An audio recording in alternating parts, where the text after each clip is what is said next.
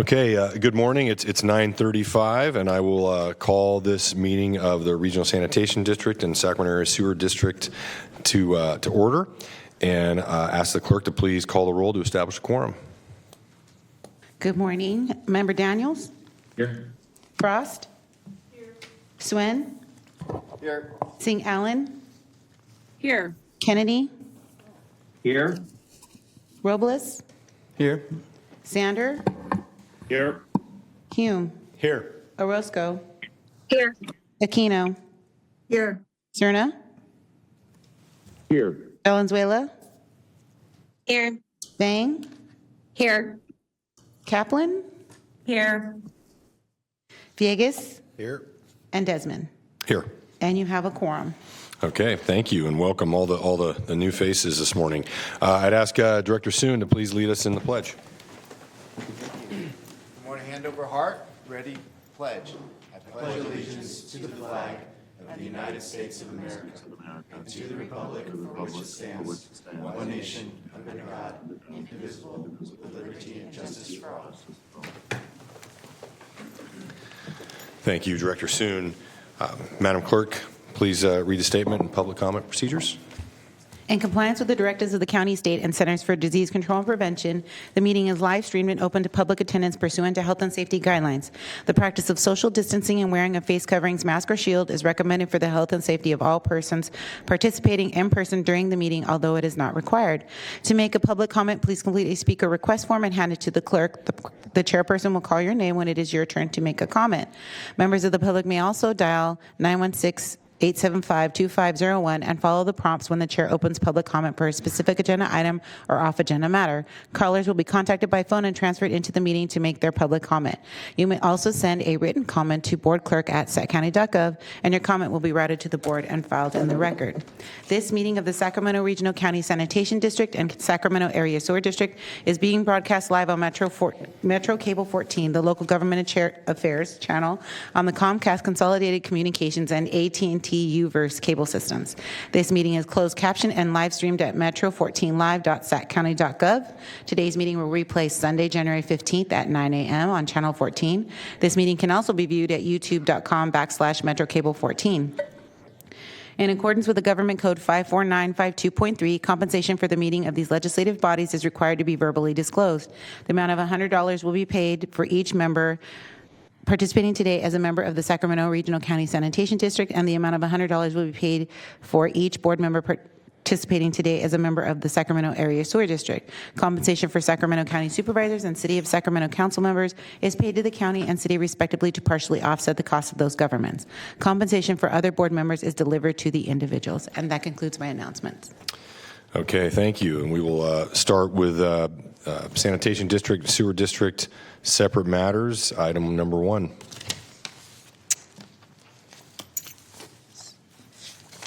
Sorry. Item number 1 is election of chair and vice. Item 1 is election of chair and vice chair for the Sacramento Regional County Sanitation District and the Sacramento Area Sewer District Board, and Christoph Dobson. Okay, Christoph, Right. morning. Good morning, Chair and board members, and welcome all the new faces and returning faces as well. So this is our first meeting of the year. We go through a process to elect our chair and vice chair. And first, I want to start off by thanking Chair Desmond for your service for an entire year of being one of the few, if only, people in this room on the board dais. Director Villegas and I were the diehards here. There were a few. There were a few from time to time, but we definitely appreciate your service over the year. And with that, I'll kind of go through the process of how this works. Basically, it's a 2-year commitment. You start out in the vice chair role, and then you move to the chair in the second year. And then what we do is we alternate between the county, Sacramento County Board of Supervisors and the city members. So there will always be one County Board of Supervisors member and one city member.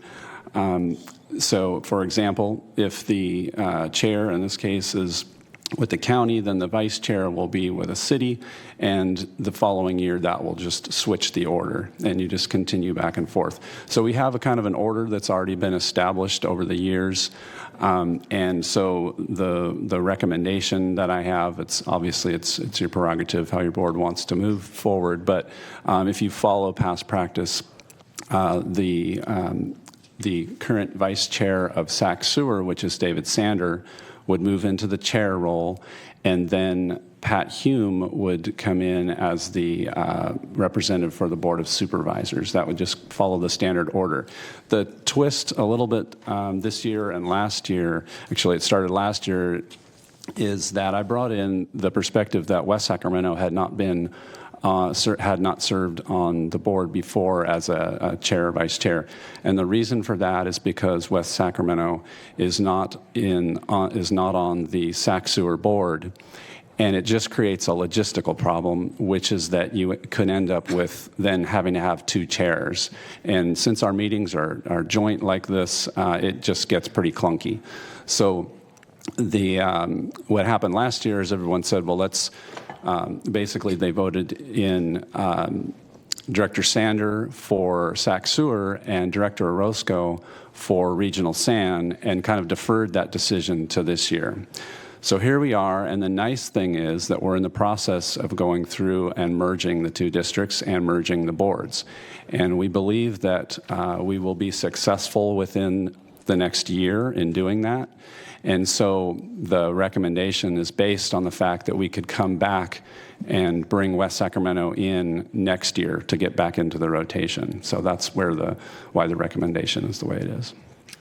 So in other words, one option then could be, if we stayed with the kind of precedent, it could be Director Sander elevates the chair with Supervisor Hume as vice chair, but then the next time it rotates to a city, West Sac wouldn't be eligible, obviously. Yes. So that without having some of these logistical challenges that you're describing. Right. If you kind of followed suit with that, next year you would nominate West Sacramento to come in as the vice chair. Yeah.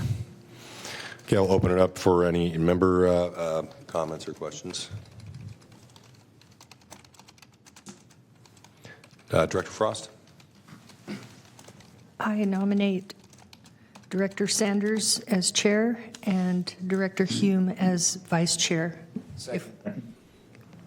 Okay, we have a motion and a second for Vice Chair Sander to elevate to chair and Director Hume to become vice chair. Any other comments or questions from directors?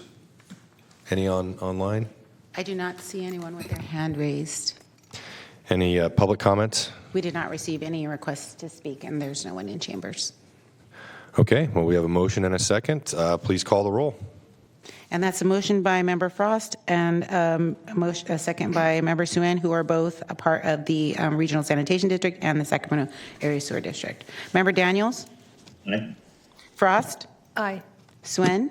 Aye. Kennedy? Aye. Robles? Aye. Sander? Aye. Hume? Aye. Orozco? Aye. Aquino? Aye. Cerna? Aye. Valenzuela? Yes. Bang? Yes. Kaplan? Yes. Villegas? Yes. And Desmond? Aye. And the motion carries by unanimous vote. Okay, well, thank you. And with that, I just thank you for allowing me to serve as chair for the last year. I thoroughly enjoyed it, and I look forward to continuing to serve as a director. And with that, I will figuratively turn the gavel over to Chair Sander. Thank you very much, Rich.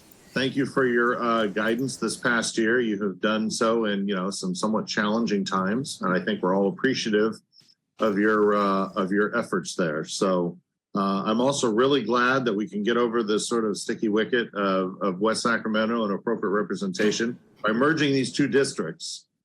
Clearly that was the motivation for doing it. So I'm glad that we can accomplish it in that manner.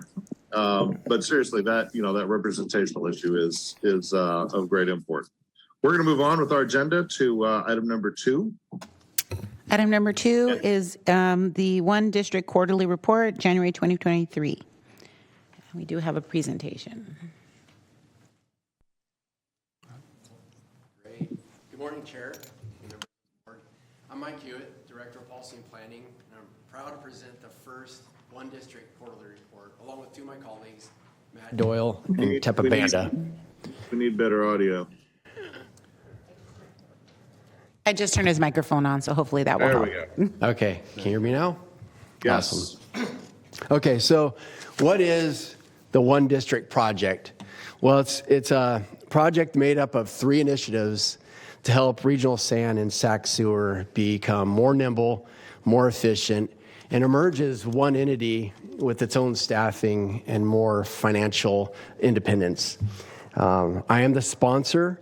Let me jump ahead here. Okay, so I'm the sponsor of the legal merger initiative, which is combining regional sand and SAC sewer into one entity.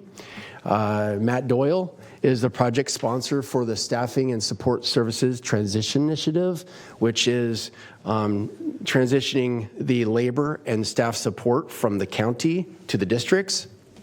And TEPA is the project sponsor for the Finance Treasury Services Initiative transition, which is essentially moving the debt reserves to the districts, along with the investment management and treasury responsibilities. So you're going to hear a similar format and a similar story for each initiative. I'm going to talk about the 2022 accomplishments, overview of the schedule, and a bit of a look ahead with this initiative. So back over the summer, staff and the board met and agreed that merging the districts would be in the district's best interest. And in August 2022, the board directed staff to implement the legal merger process, which the key components of that is establishing the governance structure and a naming convention for this new entity. The board governance committee was established to be sort of a sounding board and to discuss with staff the governance structure options and a naming convention recommendation. After just one meeting, the governance committee and staff agreed upon a recommendation to the full board on a naming convention and governance structure. So in November 2022, just a couple months ago, staff brought forward the name recommended for this new entity, which is the Sacramento Area Sewer District, also known as SAC Sewer for short, and maintaining the governance structure of regional SAN, which is population-based. It's currently a 17-person board, and it's made up of, since the city of Sacramento has a pretty large population, they have 5 board members. The city of Elk Grove has 2 board members, and the other cities have 1 each. And then it also includes the Sacramento County Board of Supervisors and a Yolo County representative. So, and then also, along with the merging process, we looked at the Finance Authority JPA and realized that we needed to update that too. The current JPA is made up of 2 partners, the agreement, Regional Sand and SAC Sewer. So when you merge them together, you only have one party and you really can't have an agreement with just one party. So we had to look elsewhere to find another partner, which we were successful in. We found that Central Contra Costa Sanitary District is looking to do something similar in regards to having more finance mechanisms. Let me back up a little bit. The Finance Authority allows and provides some financing mechanisms for the district, such as some bond financing and some other finance mechanisms. Central Contra Costa Sanitary District are looking to have the same flexibility and some of the same funding mechanisms. So they're in agreement to become part of this JPA going forward. Just a quick overview of the schedule. From a timeline perspective, we anticipate having this merger complete within a year, which includes getting LAFCO review and approval. The process for LAFCO review has already started, and we expect that to be completed here later this half of the year, and shortly after, hopefully, an approval by the commission. And then during this time, we're going to continue reaching out and communicating with our stakeholders and maintaining, really, we got a high level of support from all entities, our stakeholders, our board, throughout the area. So we're going to continue with some mass communications out to folks, along with some key milestones that we reach with LAFCO. And then legislation is supposed to be hopefully complete by next January, which will really settle and establish the new name for the merged entity. One thing we're happy about is this schedule is staying intact and is progressing on time. This is going to allow us, when we do our staff transition from the county to the districts, to be able to move that staff from the county into one district instead of moving it into two districts and then later merging and having to bring those staff together, which creates a number of other steps and can be more complicated. So looking forward, like I said, we have 1 year to complete the LAFCO review and the legislation. We're internally looking at streamlining processes in documentation, figuring out what documents, processes, branding needs to be merged, and the timing for that. Do we need to merge something before the merger actually happens, maybe sometime during that time frame, or maybe do we just wait until later on at some time? Excuse me. One example you can relate to is our board letters. You know, as we merge into one district, we're going to take two board letter templates and we'll become one. You know, what does that look like? What's the timing for doing that? That's just one of many examples. And again, like I alluded to earlier, we're going to continue communicating not only with our stakeholders, but with our employees and staff as well throughout this process. And then your board is going to see an amended Finance Authority JPA within the year, most likely pretty close to when the legislation gets approved and the naming gets settled. So with that, I'll go ahead and turn it over to Matt Doyle for the Staff Services Transition Initiative. Over this a little bit. Good morning. I guess I would be past chair and board members, and Happy New Year. So I'm the sponsor for the merger. My name is Matthew Doyle. I'm the Director of Internal Services Department. And 2023 is going to be very exciting. 2022, we had a lot of accomplishments. First and foremost, we had the board approval in August, and we laid out a variety of options. And originally, the first two options were kind of recommended from a consultant a few years back. And as we started to go through this process, we identified a third option, which is option 3, and that was what was approved. And just to review, we got a lot of new staff, or a lot of new board members. It was basically to jointly review the remaining support services that the county provides to districts, and then work with the county to determine what makes sense on a case-by-case basis rather than just all or nothing approach. The districts are currently engaged in transitioning 9 areas of service. We have about 11 or 12. And mind you, that can be a little deceiving because those are major buckets. Within those buckets, there's like HR, I think I've counted lastly, it was like 12 or 13 different services in that generic service bucket.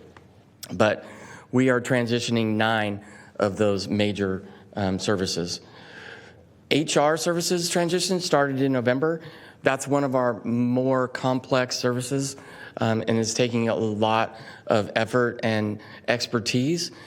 We even received or got a HR manager 2 in-house, which is exciting. And so we have internal staff now that can start helping out with that transition process. We also have some specialty consultants, especially with some of our more complex services that we don't necessarily have the skill set. We have them on board, identified, and some of them are coming on board shortly or are already on board. Here's the staffing schedule. As you may recall, at least for the ones, the board members that have been on since last year, we have a few that are identified that we're going to continue that service through the county. And so we're going to extend the MOUs for that, and that would include the clerk of the board, IT via DTech, and the Cubs, basically our billing service. We want to have that done on or around July 2023. I think we'll be able to hit that schedule for sure. We have not had the meeting for the clerk of the board yet, but we have worked with and are in the process of working on the MOUs for IT and Cubs, and we don't anticipate any issues. We seem to be pretty much in agreement with that. We also have a kind of a goal of transitioning fleet services by July 1st of 2023.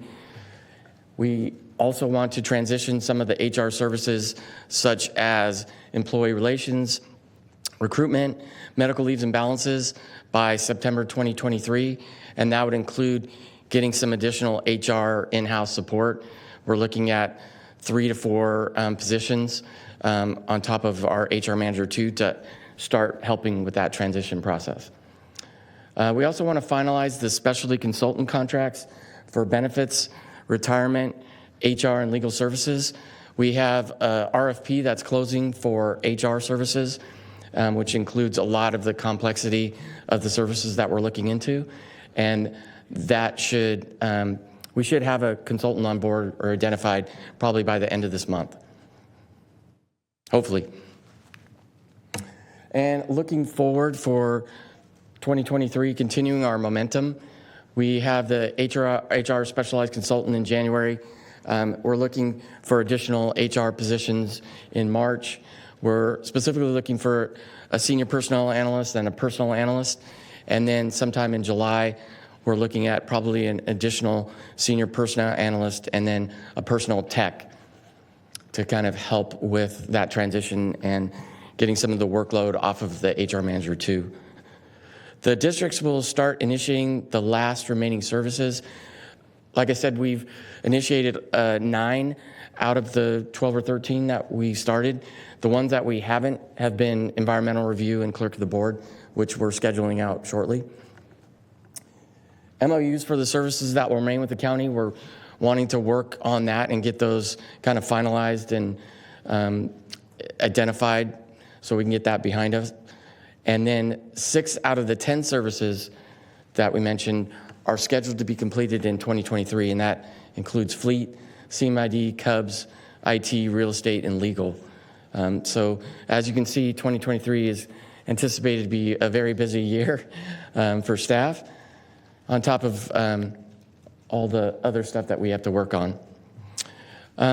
So now I'm going to pass it on to Tepa, but before I do, I want to extend for especially the new ones or even the old ones that have been here for a while. If you need any more additional information on the staffing services or any of these projects, feel free to reach out or have your staff reach out and we can give a little bit more thorough explanation. Tepa? Did you have a question?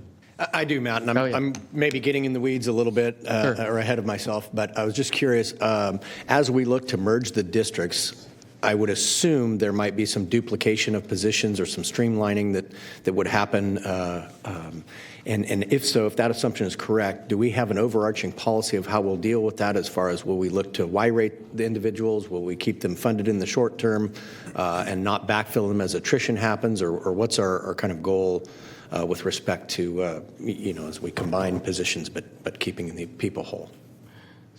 Christoph, do you want to take that? Or? Sure, I'll take it. It's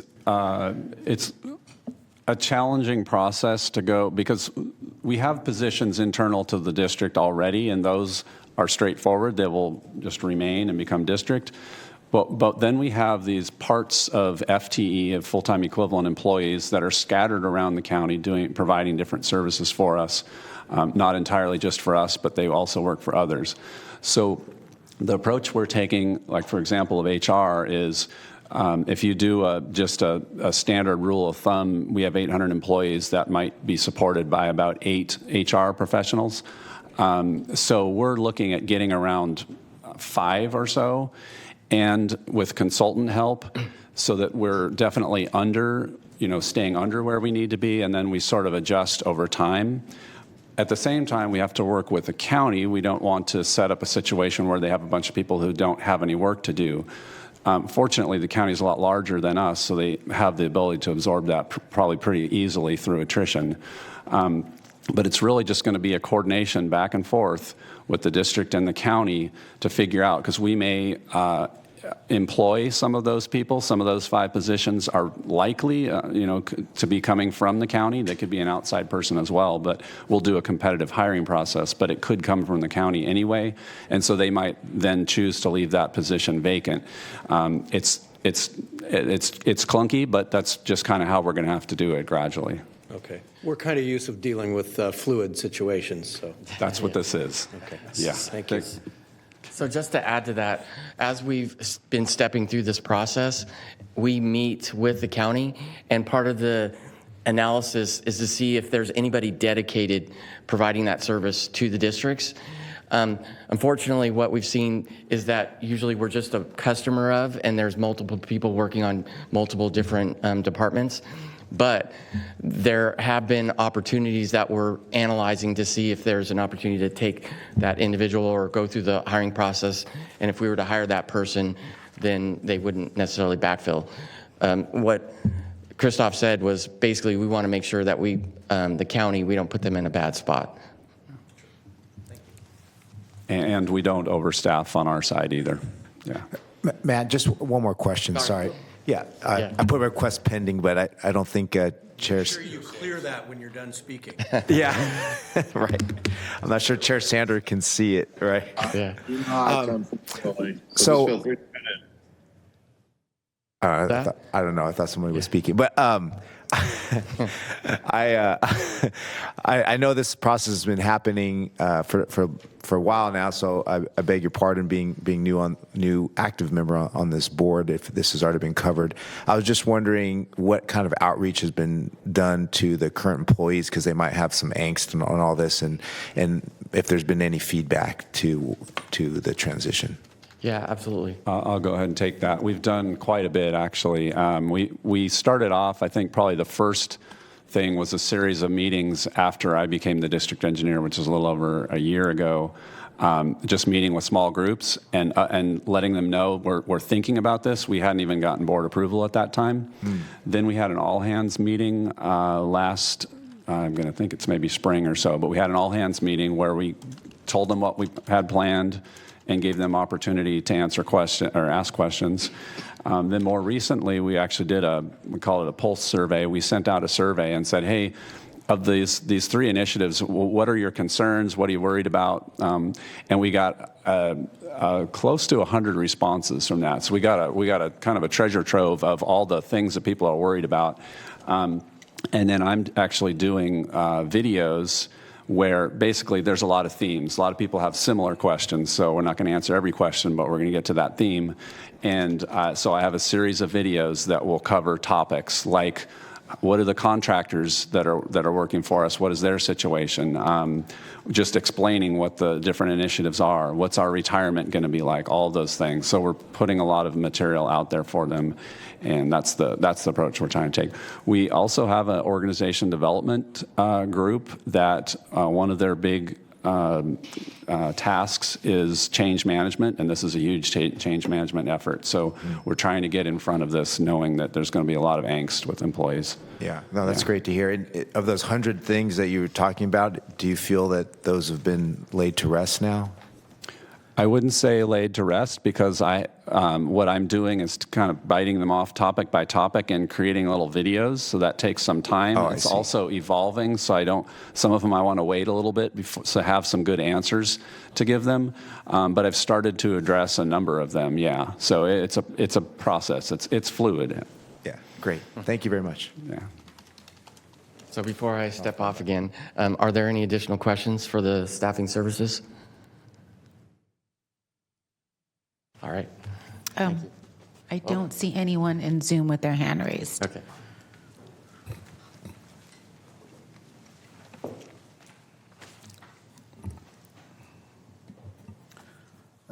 Good Good morning, Chair and members of the board. My name is Tepa Banda. I'm the Director of Finance. I'm going to speak to the Finance and Treasury initiatives. Most of this initiative was centered around the cash investments, moving that responsibility to the districts, and most of that work started ahead of this One District Proper initiative. And I think by 2021, in July, the board adopted an investment policy to guide investments of our monies. And so that sort of kick-started this process and set up the stage for what we're able to accomplish in 2022. So part of that investment policy also designated this position, the Director of Finance position, as a treasurer.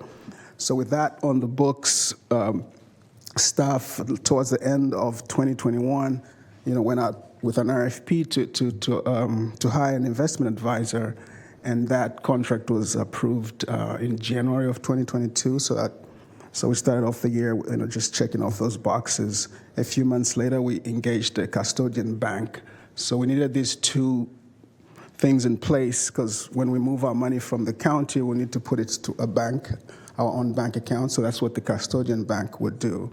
And then the investment advisor would help us with just the investment decisions of managing our portfolio.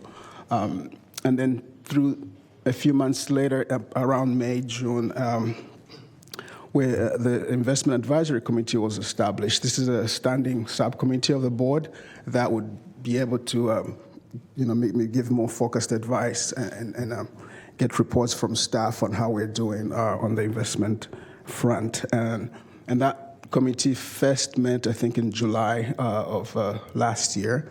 And one of the things they did was they did make an adjustment to the investment policy where they added a restriction on making sure the district does not invest in securities that support, fossil fuels. And then we also engaged with the county to come up with an MOU, which essentially sets the process for how we will withdraw those funds that we have with the county and move them over to the custodian bank. So we were successful in executing that, and we brought it to the board in August, and that was approved. So we were able now to start withdrawing those funds, and we started in September. So as you know, the district has a healthy set of cash reserves for different purposes, and so we identified a schedule that we were going to do that. That way we don't disrupt the county treasury as much. And so we've been withdrawing those funds on a monthly basis starting in September, October. And by December, we have essentially withdrawn almost all the funds that we could easily withdraw. We still have some reserves in the general operating reserves that we have to study a bit because we can't just move all of that because it's there for operating emergencies. So we'll have to do some cash analysis to make sure we don't take out too much. Because part of the agreement we have with the county is we don't want to keep taking money back and forth between the treasury and the district. So we're able to do that. And at this point, that was mainly the agenda for the cash investments. And so by the end of 2022, we were pretty much done with that. And so going to this year, we don't have much left. We'll just look at the final piece of our cash reserves and see how much of that we'll be able to move. And in the first half of this year, I think that will be complete. And there are a few other treasury services that we'll pivot to look at and see how, working with like staffing services, staffing transition services, see how we might move those things like banking for other operating funds and things of that nature. So our schedule is pretty thin in 2023, and that's essentially should wrap up this initiative to a successful completion, I believe. Any questions? I do not see. We do not have anyone signed to speak in chambers, and I do not see anyone with their hand raised in Zoom. No public comment? No, sir, no public comment. All right. Thank you, Tepa. Thank you very much. Thank you, staff, for that update. This is a really exciting process we're going through. I think it's one in which we can find some great efficiencies, so I look forward to hearing more about that. If there's no objection, we are going to move on to item number 3, District Engineer Matters. All right, I'll go ahead and start off this. Our January 25th board meeting is canceled. Again, for the new members, we do our best to see if we can consolidate. Our normal schedule is second and fourth Wednesdays, but we try to look for opportunities to cancel meetings and consolidate the items. And so this will be our only meeting this month. February 8th will be our next meeting. And then just wanted to mention again for the new members, first of all, welcome, but also that we'll be reaching out to set up briefings if you want to get a little bit more information about both of the districts. And I believe also if you're just on the Regional Sand Board, we'll probably do the SAC sewer briefing as well because within the next year or so you will be on both boards. So anyway, look for that and we'll get you briefed. That's all I had. All right, very good. With that, I guess we'll move on to item number 4. Item number 4 is acting as a Sacramento Regional County. Oh, this is a consent item number 4. Sacramento Regional County Sanitation District and the Sacramento Sewer District, consent item number 4. Correct. I don't see any members with their hands raised, and we do not have any public comments. Okay, I'm open for a motion. Desmond moves approval. Second. Motion made and seconded. Any further discussion? All in favor? Oh, sorry, can't do it that way. Roll call, please. Thank you. Still die hard. Thank you. Member Daniels? Aye. Frost? Aye. Swin? Aye. Kennedy? Aye. Robles? Aye. Sander? Aye. Hume? Aye. Orozco? Thank you. Aquino? Aye. Thank you. Aquino? Aye. Cerna? Aye. Valenzuela? Yes. Vang? Yes. Kaplan? Yes. Villegas? Yes. And Desmond. Aye. And the motion carries with those members present. Very good. We are moving on to public comment, item number 5. We do not have any, we did not receive any requests to speak, and we do not have anyone in chambers signed up to speak. Okay, then item number 6, and we are here as the Sacramento Regional County Sanitation District with consent matters. That's item 6 through 12. Any member have any question or comments with any of these consent matters? Any member of the public have any questions or comments about these consent matters? I do not have any, we did not receive any requests to speak for any of the items. Okay, I'm open for a motion. Hume, move the item. Second, soon. Motion made and seconded a couple of times. Roll call, please. Daniels? Aye. Frost? Aye. Swin? Aye. Kennedy? Aye. Robles? Aye. Sorry, hold on a moment. I just wanted to make sure that these are for both districts. Oh, it's just regional sanitation. Okay, thank you, sorry. Member Sander? Aye. Hume? Aye. Orozco?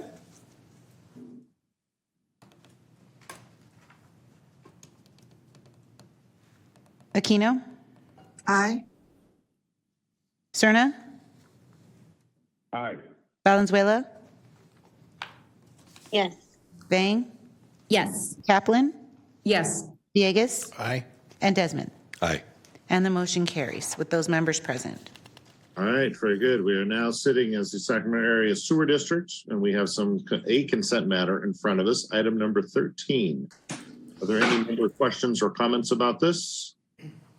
Any public comment about this? I don't see any members signed up to speak, and we do not have any public comments in chambers or online. Desmond moves All right. approval. Motion made. Is there a second? Member Frost seconded in chambers. Very good. Roll call, Thank you. please. Daniels? Daniels? Swin? Aye. Kennedy? Aye. Hume? Aye. Aquino? Aye. Cerna. Aye. Bang. Yes. Sander.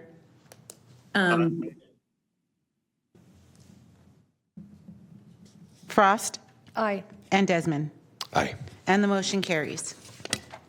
All right, and that brings us to miscellaneous matters, communications received and filed, and item number 14.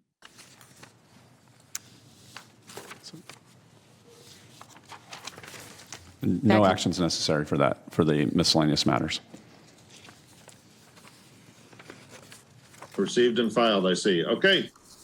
With that, if there is nothing else to come in front of our two agencies, I think we are adjourned. Thank you.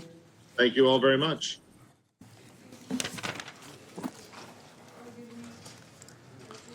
Thank you.